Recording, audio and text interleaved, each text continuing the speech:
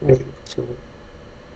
Good morning. You're in the back room with Becky, and it's a beautiful day in Kansas City.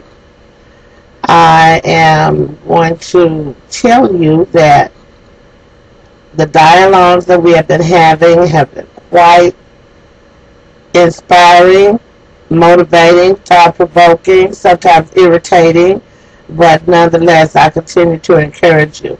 If you have stepped out of line and you have been disrespectful, you are now blocked. So, find another way to express your opinion, but it won't be on in the back room with Becky. Um, Primarily, I started off this project to display not only my talents, but my ability to host, my ability to think fast and on my feet, and also to use this as a forum for BBWs, African Americans, everybody that fits into my demographic. And whatever it is we were discussing at that time, I wanted everyone to feel free to participate. But today, I feel the need to do some educating. And yesterday was very emotional, and so I gave some emotional responses, and there are no apologies. I am quite entitled to feel emotional about subjects that have touched my life and the lives of those I love. So for those of you who are still harping on the fact that Becky uses the term redneck and, oh, she's just going for Obama because he's black, well, that just shows how much you know me. Because I am definitely not a racist, but I would definitely call a spade, and I would definitely call a redneck a redneck. So here we go. And this is not anything that I started. It was in fact Jeff Foxworthy, a white man, who pointed out you all's redneck tendencies. So here we go. If you have never had a meal at a black person's house where they are paid to do that for you, you are probably a redneck. If you have no black friends or friends of other races, and you tend to stick with only one race of people, preferably your own inbred family, you are probably a redneck. If everything that black people say is considered racist because they have an educated and informed opinion, you might be a redneck. If your location of habitation is within 50 to 100 miles of a metropolitan city, and you seldom go around people of other races, when you do pass through the city, you are paranoid, overguarded, and cautious, you might be a redneck. If you've never watched a black television show, a black movie, read a black author, visited a black landmark, educated your children or other members of your family about political correctness when it involves people of color, you are probably a redneck. If you think that because African American women who are a lot more fleshy, Rubenesque, are ugly because they are not skinny and anorexic, you might be not only a redneck, but also suffer from a little bit of superficiality. Now, if I blocked you and you no longer can respond, don't feel bad, because your opinion is just not that important anyway. If you feel that you still want to communicate and have a healthy dialogue with me, then do so, but leave your redneck tendencies at the door, because they will not be tolerated on Becky's channel. This is a place where truth will be spoken. And, my thing is just like listening to the information from America Backs Trump, from, I believe his name was Patrick. Let's see, because I want to give you your props.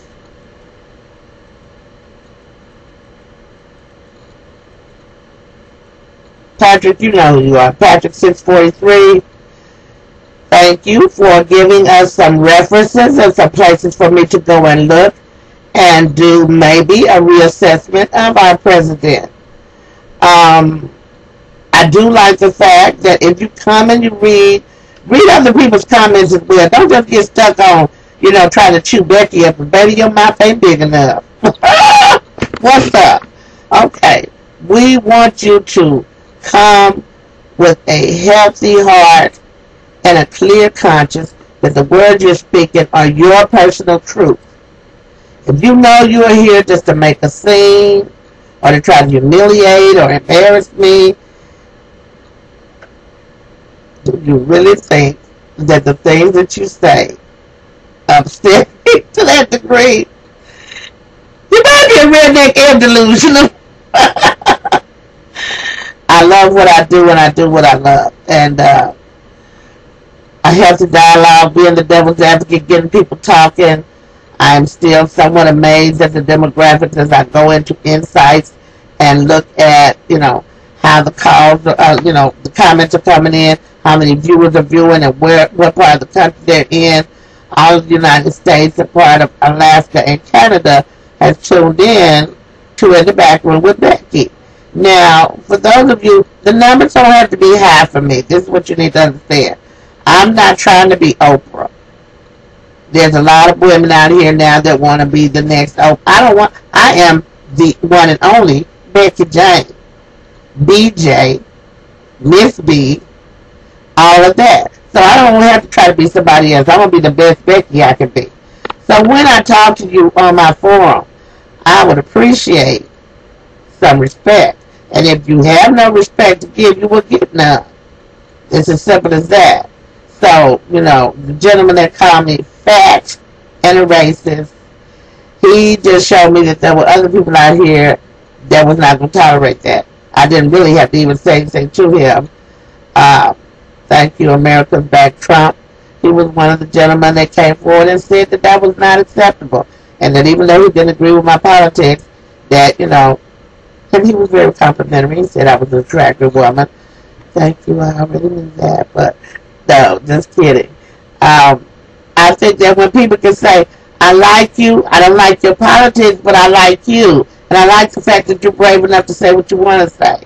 So some of these people have been in opposition of my ideology and my political position, have still sent friend requests. So when I say that my objective is not to create chaos, it is to create some sense out of the chaos that we already live in. It's to have dialogues about race. It's to have dialogues about all the isms. Because until the isms disappear, we won't have any peace in this country. Because everything will have a hidden agenda. So I'm going to be doing some researching this afternoon before I do my afternoon bit. And if, in fact, I come to a conclusion that indeed President Obama is faulty in any way, trust and believe me, I may not voice disdain about him because he's still in office. That's like saying, and don't take this the wrong way, this is merely an analogy. You own a job. You need that job. You know you got to have that job to pay your bills and feed your family. You don't like what the boss is doing. You don't like what the boss is saying. Are you going to walk around in the boss's plant and talk crap about him? Are you going to go on a hot mic and make disparaging comments about your boss and then think he's still supposed to keep you on the job and think he's still supposed to respect you? Well, that is exactly what you are asking the president to do. No, this is not his plan, but he's been placed in charge of this country, whether we like it or not. It is what it is. He got one more year. And in 2012, whatever your problems are with him, take it up at the poll. But in the press and in the media and on the internet, it's irresponsible. It's carelessness. There are a lot of domestic terrorists out there. There are a lot of wrong-minded folks out there that would like nothing more than to be motivated to assassinate President Obama. There's nothing more damaging than when intelligent people make inflammatory statements that can cause people who are not stable to move into action because they think that people are agreeing with them. See, they don't like that black man either. They don't like that nigger president either. And what do other countries think about us? I talk to people every day from Africa to Canada to Europe.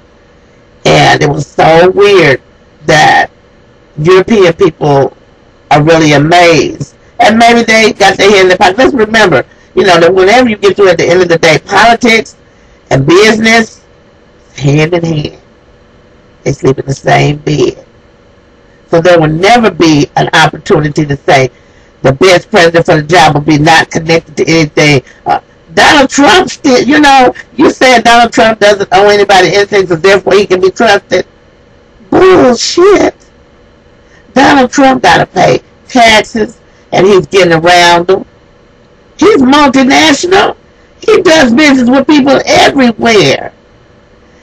And because he has so much money amassed, do you really think that he's not concerned about how the president's actions are affecting him economically?